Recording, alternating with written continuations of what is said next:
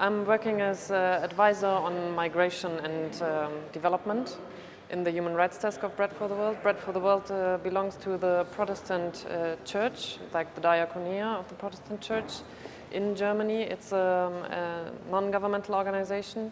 We are based on private donations, and we are working with NGOs and church-based organizations basically in the so-called Global South.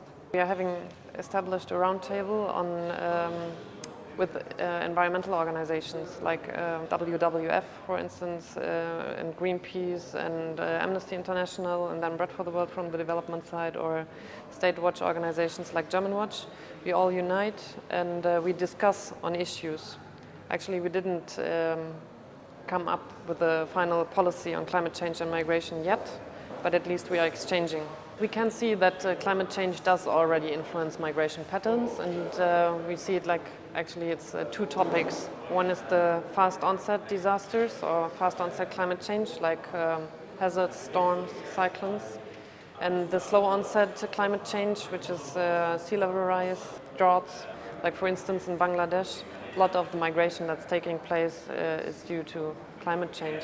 And in global estimates, like out of the 200 million international migrants, like those leaving their countries, there are estimates that up to 15 to 20% are already climate change migrants without knowing that they are like moving for climate change. Like if you ask them, they would say, I'm an economic migrant because I cannot sustain my livelihood anymore from where I come from. In the development countries themselves, we observe that rural-urban migration, for instance, is increasing. And when you approach the people that do migrate, you clearly find that weather patterns and then climate patterns have changed and influenced the decision to migrate.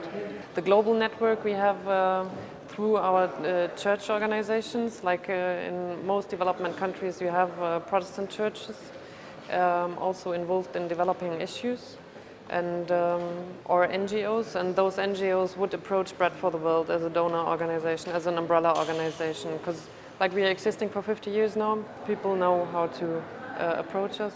And we also form a member of ACT Alliance, which is like the biggest network of church-based development organizations. It's like I think 150 members all over the world.